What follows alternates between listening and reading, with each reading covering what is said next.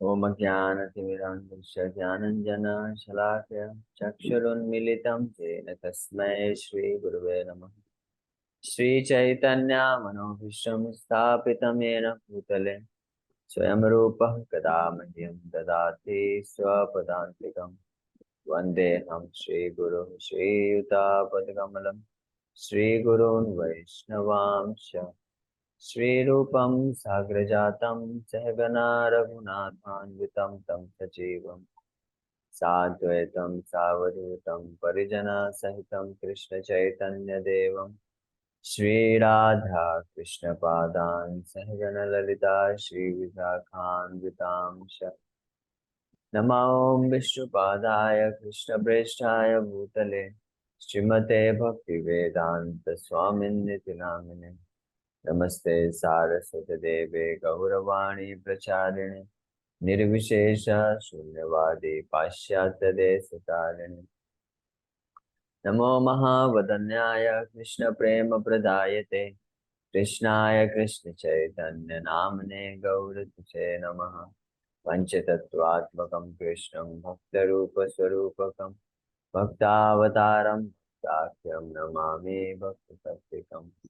हे कृष्णा करुणा सिंधु दीनबंधु जगतपते गोपेश गोपिका कांत राधा कांत नमस्तुते तप्त कांचन गौरांगी राधे वृंदावनेश्वरी वृषभानुसुते देवी प्रणमामि हरिप्रिये।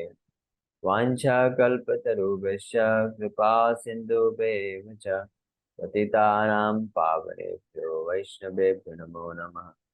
जय श्री कृष्ण चैतन्य प्रभु नित्यानंद श्री अद्वैत गदाधर श्रीवासादि गौर भक्तवृंद। हरे कृष्णा कृष्णा कृष्ण कृष्णा हरे हरे हरे राम राम राम हरे हरे। हरे कृष्ण।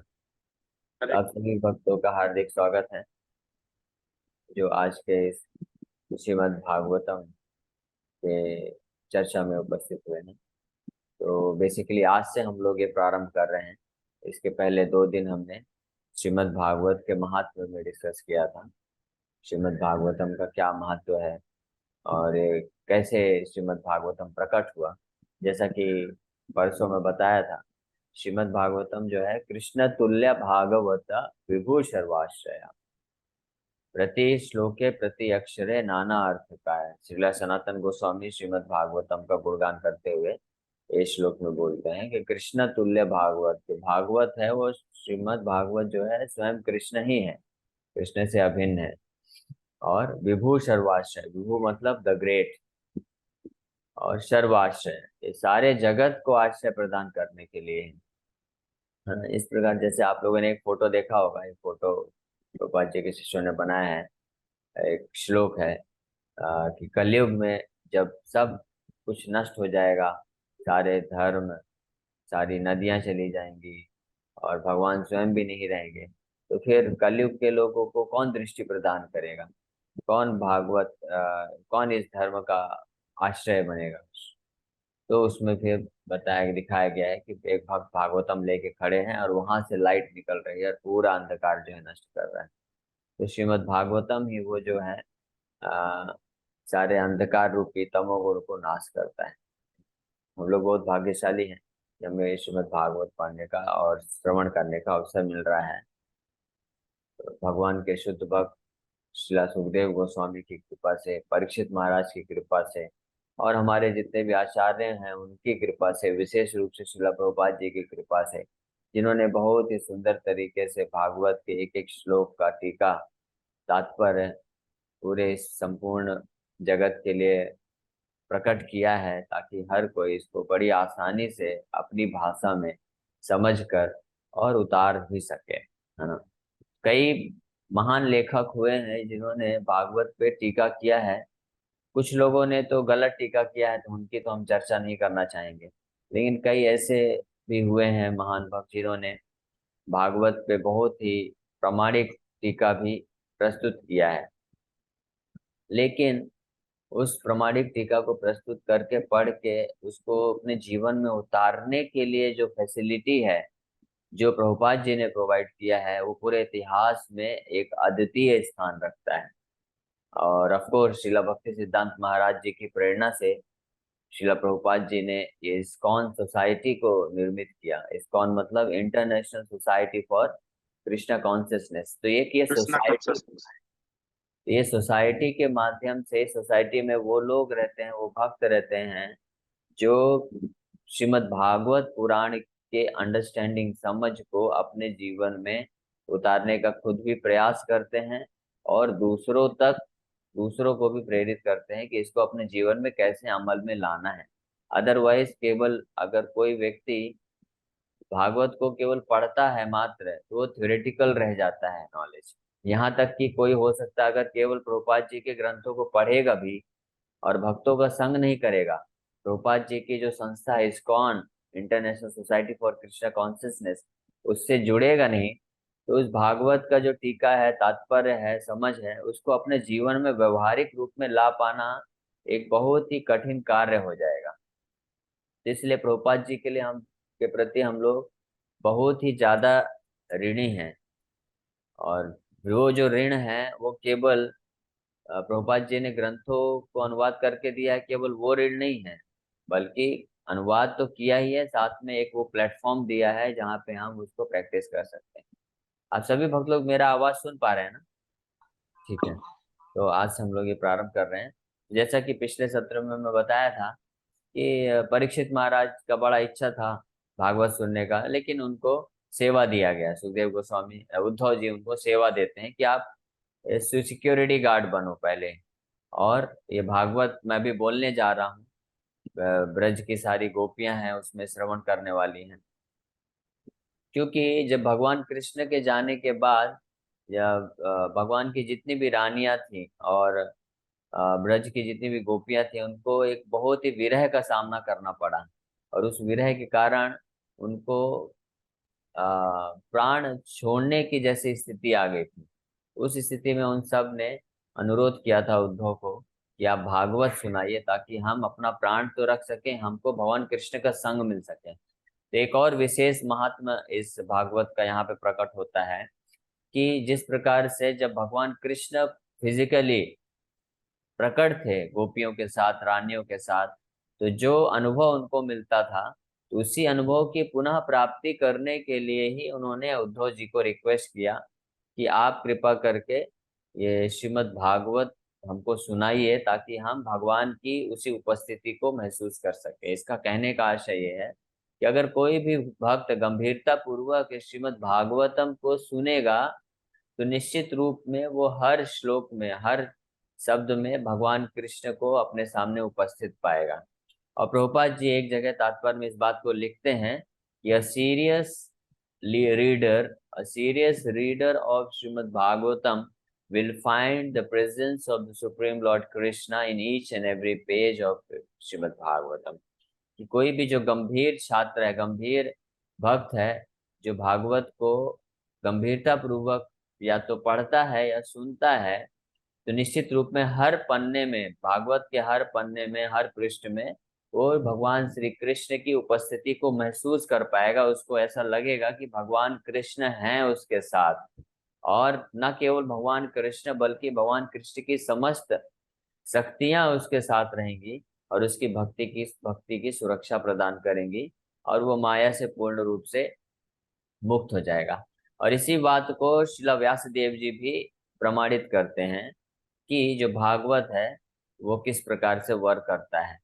भगवान कृष्ण का जो पिछला भाग है उसको अधर्म से कंपेयर किया गया है और फ्रंट पोर्शन को धर्म से कंपेयर किया गया है। तो जो भक्त भागवत को श्रवण करता है, भागवत के संपर्क में है, मतलब भगवान कृष्ण के साथ वो फेस टू फेस जो है कांटेक्ट कर रहा है, तो माया का सवाल ही नहीं उठता कि माया उसको टच कर सके। माया कहाँ पे है?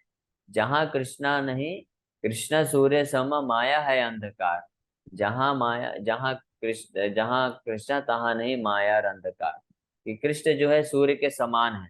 तो जिस प्रकार से जब सूर्य होता है या कोई भी लाइट का सोर्स है, उसके सम्मुख अगर हम खड़े रहते हैं तो अंधकार से हम मुक्त रहते हैं।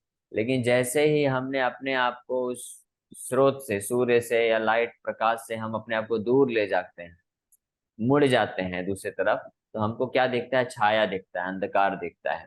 तो उसी प्रकार से जब हम भगवान के सम्मुख रहेंगे, अपने आप को भगवान के सम्मुख रखेंगे, फेस टू फेस, तो हम माया से बचे रहेंगे, माया का कोई प्रभाव हमारे ऊपर नहीं पड़ सकता है।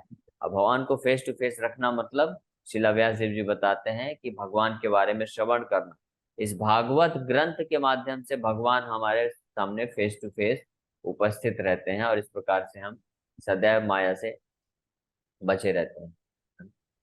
तो इस तरह से इस भागवत की महिमा में श्रील व्यास देव जी बता। फिर आगे अब हम ये पहला श्लोक हम लोग उच्चारण करेंगे, सब भक्त लोग। तो बाकी भक्त लोग कैसे उच्चारण करेंगे, मैं रिसाइट करूंगा, आप सब लोग म्यूट करके ही उच्चारण करिएगा, नहीं तो सबका एक साथ आवाज ध्वनि आएगा तो कोई अच्छे से समझ नहीं पाएगा। तो आप सब लोग म्यूट ही रखिएगा, ठीक है? लेकिन मेरे पीछे पीछे आप लोग रिपीट करिएगा। तो ये सब सर्वप्रथम श्लोक है। ये जो श्लोक है, इसमें ये एक तरह से शिला व्यास देव जी द्वारा रचित ये मंगलाचरण है। मंगलाचरण वो आचरण होता है जिसमें शुभ जो है अ, प्रकट किया है, कराया जाता है ना, वास्तव।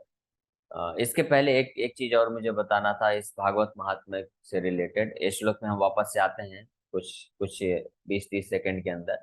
एक और बहुत महत्वपूर्ण प्रमाण है कि जब भगवान कृष्ण ने अर्जुन को भागवत सुनाया था, तो अर्जुन भगवान के गीता गीता सुनने के प्रभाव से नष्ट मोह स्मृति लब्धा तो प्रसादान मया उच्चता, कि मेरा जो मोह है वो पूरी तरह से नष्ट हो गया है, और अभी मैं आपकी कृपा से, इससे तो अस्मि गतः संदेह करिष्ये वचनम सवा, मेरा पूरा संदेह नष्ट हो चुका है और मैं अब प्रॉपरली सिचुएट हो चुका हूँ, और आप जो बोलेंगे अब मैं करने को तैयार हूँ। और वो अर्जुन फिर पूर्ण रूप से युद्ध करने में लग गया, भगवान के सेवा में लग गया। उस बाद में जब भगवान के अप्रकट होने के बाद, जब अर्जुन को जिम्मेदारी मिली थी कि द्वारका जाके भगवान की समस्त रानियों को सुरक्षित लेके आए हस्तिनापुर, तो अर्जुन गया था और समस्त सारी 16,108 रानियों को लेके आ रहा था। लेकिन रास्ते में एक जंगल में कुछ जो आदिवासी लोग होते हैं, जो केवल डंडा वगैरह चला के लड़ाई करते हैं, जिनको ज्यादा हथियार चलाना नहीं आता है, उन लोगों ने अटैक किया। और अर्जुन पूरा प्रयास किया, लेकिन अर्जुन पराजित हो गया उनसे। ऐसा महसूस हुआ अर्जुन को कि मैं पराजित हो गया। वो अर्जुन जो महाभारत के विशाल युद्ध में लाखों करोड़ों लोगों को अकेले सामना करके मार दिया, यहाँ पे कुछ आदिवासी लोगों से वो हार गया। तो अर्जुन बहुत ही गंभीर स्थिति में चला गया और बहुत ज्यादा एंग्जाइटी में चला गया। एक क्षत्रिय के लिए साधारण लोगों से हार जाना, ये जो है मृत्यु दंड से भी ज्यादा बड़ा दंड है। इससे अच्छा तो आत्महत्या कर लेना है। तो अर्जुन इस तरह का विचार करने लग गया कि मेरे जीवन का क्या अर्थ है, मैं कृष्ण की पटरानियों को बचा नहीं पाया और साधारण लोगों ने मुझे हरा दिया, तो इससे अच्छा मैं ये जीवन नहीं रखूंगा। लेकिन उसी क्षण अर्जुन को याद आया कि जब महाभारत के युद्ध के टाइम पे भी मैं इस तरह से बहुत एंजाइटी में था, ऐसा स्थिति में था कि अब सुसाइड करने वाला हूँ, तो उस समय भगवान कृष्ण ने उपदेश दिया था। तो मैं वापस से उन उपदेशों को स्मरण करता हूँ। तो अर्जुन ने वापस से उन उपदेशों को स्मरण करना प्रारंभ किया, और जैसे गीता के उन उपदेशों को स्मरण किया अर्जुन ने, तो अर्जुन को वैसा ही महसूस हुआ जैसे स्वयं कृष्ण साक्षात खड़े होकर अर्जुन के साथ हैं और अर्जुन को उपदेश दे रहे हैं, गाइड कर रहे हैं। और उतना ही कॉन्फिडेंस अर्जुन के अंदर आ गया, और उसी कॉन्फिडेंस से अर्जुन फिर वापस से युद्ध भी करने लग गया। हालांकि अर्जुन बचा नहीं पाया उन रानियों को, लेकिन अर्जुन का संदेह चला गया, और अर्जुन समझ पाया कि मैं अभी भगवान के साथ हूँ, यानी गीता का स्मरण कर रहा हूँ, भगवान मेरे साथ हैं, फिर भी मैं हार गया। इसका मतलब ये जो आदिवासी लोग हैं कोई साधारण लोग नहीं हैं, ये स्वयं कृष्ण ही हैं जो आदिवासी के रूप में आए हैं और अपनी रानियों को लेके जा रहे हैं। तो ये अर्जुन इस बात को समझ गया और वापस से अपने आप को प्रॉपरली स्थित कर सका। तो यहाँ पे भी एक प्रमाण मिलता है कि किस प्रकार से भगवान का जो संदेश है, चाहे वो भागवत हो या भगवत गीता हो, दोनों ही नॉन डिफरेंट है, दोनों को ही कृष्ण कथा बोला जाता है। तो अगर कोई भी भक्त श्रीमद् भगवत गीता को या श्रीमद् भागवतम को श्रवण करता है, सुनता है, अध्ययन करता है, तो निश्चित रूप में इसमें कोई डाउट नहीं है कि वो भगवान का संग प्राप्त कर रहे हैं। तो चलिए इसी के साथ अब हम लोग भागवत को प्रारंभ करते हैं। इसका पहला श्लोक श्रील व्यास देव जी द्वारा मंगलाचरण के रूप में बोला गया है। मंगलाचरण में श्रील व्यास देव जी जो है भगवान, परम भगवान वासुदेव को प्रणाम करते हैं, उनको उनके गुणों का वर्णन करते हैं, और फिर हम सब भक्तों को सतोगुण में लाने के लिए प्रार्थना करते हैं। तो हम ये देखेंगे इन श्लोक में ये सब चीजें कैसे कैसे व्यास देव जी कर रहे हैं। भगवान वासुदेव के लक्षण बताते हैं कि भगवान हैं कौन, और उनके तटस्थ लक्षण और स्वरूप लक्षण, दो लक्षणों के बारे में बताया गया है। तो ये श्लोक हम लोग 3 दिन तक चलेगा, क्योंकि ये बहुत बड़ा श्लोक है और इसमें बहुत सारी चीजें हैं। ये वो इस श्लोक की महिमा क्या है इसके बारे में भी थोड़ा मैं बता देता हूँ। और ऑफ कोर्स ये वो महान आचार्य की भी महिमा है जिन्होंने इस श्लोक पे प्रवचन किया था। तो श्रील भक्ति सिद्धांत सरस्वती गोस्वामी महाराज प्रभुपाद ठाकुर, जो कि हमारे श्रील प्रभुपाद जी के महान गुरु हुए हैं, तो उन्होंने इस श्लोक पे, केवल एक ये पहले श्लोक पे बांग्लादेश ढाका में 3 महीने तक कंटिन्यूअस लेक्चर दिया था। हाँ।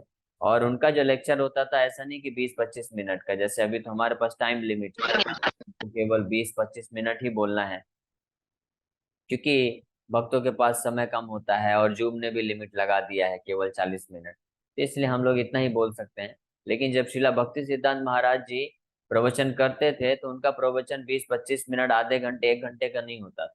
वो जब बोलना चालू करते थे तो उनके हृदय से, उनको तो एक तो वो बुद्धिमान थे, बहुत शार्प इंटेलिजेंस था, मेमोरी उनका बहुत शार्प था, नैष्ठिक ब्रह्मचारी थे, तो वो जो भी सुनते थे, पढ़ते थे, वो हमेशा आजीवन उनको याद रहता था, हर एक श्लोक उनको याद रहते थे। तो एक तो उनका ब्रेन मेमोरी भी बहुत शार्प था, बहुत कुछ ज्ञानी भी थे वो, और ऊपर से भगवान के परम भक्त होने के कारण उनके हृदय में कृष्ण के प्रति जो प्रेम था, वो प्रेम जो है, और कंबाइंड विद जो शास्त्रीय ज्ञान है, वो निकलता था उनके मुखारविंद से, और कंटिन्यूअस फ्लो होता था वो जैसे गंगा की धारा होती है, तो अमृतमय धारा उनके मुख से निकलती थी। और भक्त लोग, जो शुद्ध भक्त लोग होते थे, उसको बहुत रिलिश करते थे, है ना। प्रभुपाद जी अपने एक लेक्चर में बताते हैं कि my guru maharaj used to speak on very high philosophical platform.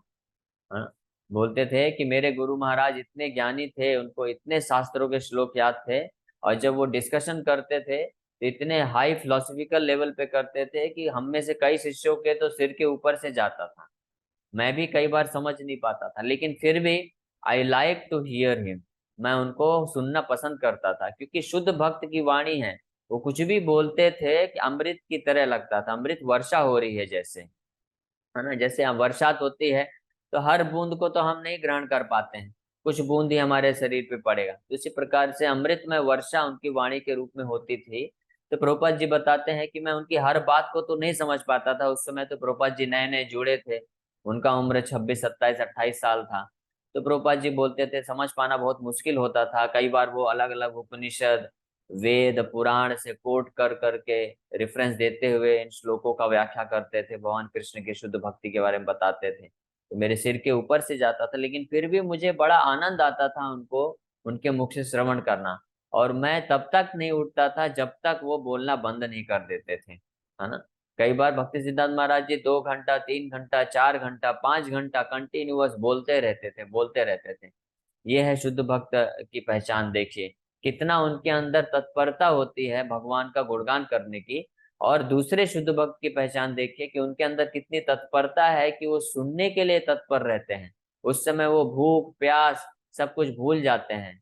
Android में व्हाट्सएप, यूट्यूब नोटिफिकेशन तो दूर की बात है, लेकिन भूख प्यास भी भूल जाते हैं। परीक्षित महाराज जब भागवत कथा सुन रहे हैं, तो जितनी तत्परता से सुखदेव गोस्वामी 7 दिन 7 रात तक भागवत कथा करते रहे, उतनी ही तत्परता से परीक्षित महाराज भी ध्यान पूर्वक सुन रहे हैं। अपने साथ वो एंड्रॉइड फोन भी लेके नहीं गए थे, अपने मोबाइल को जो है गंगा नदी में विसर्जन कर दिए थे, स्विच ऑफ करके, सिम निकाल के, सिम वगैरह तोड़ के, ताकि कोई डिस्टरबेंसेस ना हो।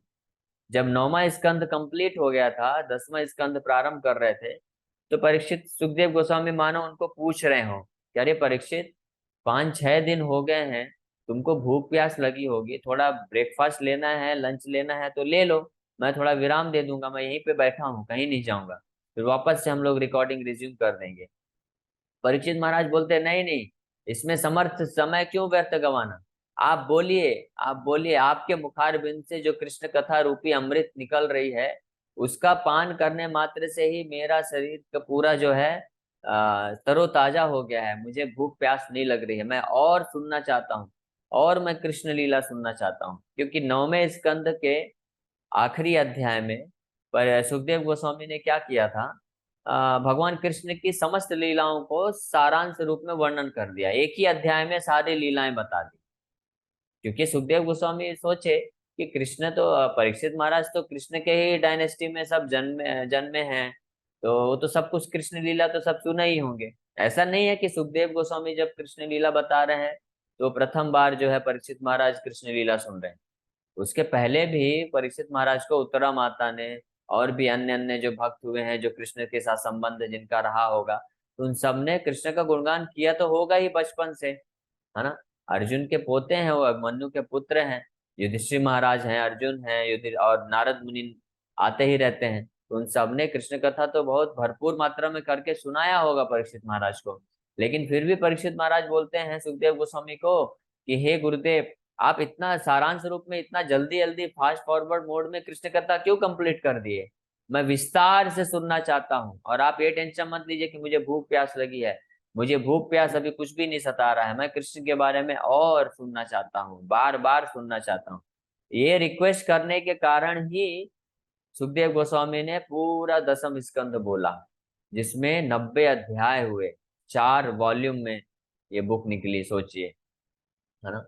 और हम लोग जो कि पूरे भागवत का लगभग 30% पोर्शन बनाता है, तो हम लोग इतने भाग्यशाली हैं, परीक्षित महाराज की कृपा से हमारा ये भाग्य है। वो अगर नहीं पूछे होते, नहीं इस तरह से अनुरोध किए होते, तो सुखदेव गोस्वामी तो एक अध्याय में सब कुछ बोल के आगे निकल गए होते, लेकिन परीक्षित महाराज की कृपा से हमको ये श्रवण करने को मिल रहा है। तो कहने का आशय ये है कि भागवत जो है हरि कथा अनंत है, हरि हरि हरि अनंता, हरि कथा अनंता, हरि नाम अनंता, इसका कोई अंत नहीं होता है। लेकिन हमारे पास टाइम का लिमिटेशन है, इसलिए हम लोग थोड़ा थोड़ा कर करके आगे बढ़ेंगे, है ना। तो मैं इसमें बता रहा था कि श्रीला भक्ति सिद्धांत महाराज जी किस तरीके से बड़े मधुर तरीके से इसका कई 3 महीने तक लगातार हर दिन इस श्लोक पे वो चर्चा किए हैं। तो हम लोग तो 3 महीने नहीं, 3 महीने तो नहीं, लेकिन 3-4 दिन जरूर इस पे थोड़ा बहुत चर्चा करेंगे, ठीक है। तो अभी मेरे ख्याल से लगता है समय हो ही गया है, तो आज क्या करेंगे, बस क्योंकि हमको प्रारंभ करना ही है, तो आज हम लोग बस ये श्लोक एक बार रिसाइट करेंगे, है ना। तो आप सब लोग मेरे पीछे पीछे दोहराइएगा इस श्लोक को, म्यूट रखते हुए ही दोहराइएगा, फिर कल इसमें हम और चर्चा करेंगे। ओम नमो भगवते वासुदेवाय।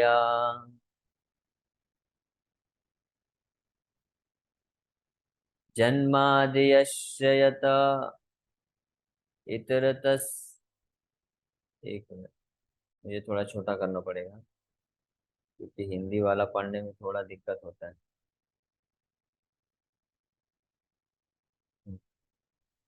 जन्माद्यस्य यतन्वदादितरतश्चार्थेषु अभिज्ञा स्वराट्।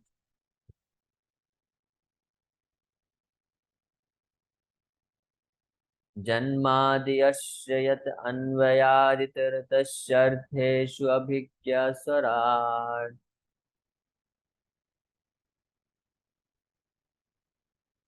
तेने ब्रह्म हृदयादि कवये मुह्यन्ति यत्सूरया।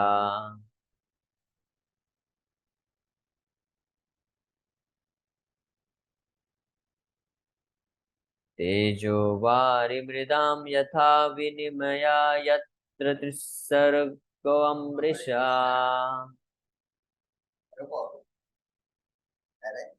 तेजो वारिमृदां यथा विनिमयो यत्र त्रिसर्गो अमृषा। धाम्ना स्वेन सदा निरस्तकुहकं सत्यं परं धीमहि। धाम्ना स्वेन सदा निरस्तकुहकं सत्यं परं धीमहि।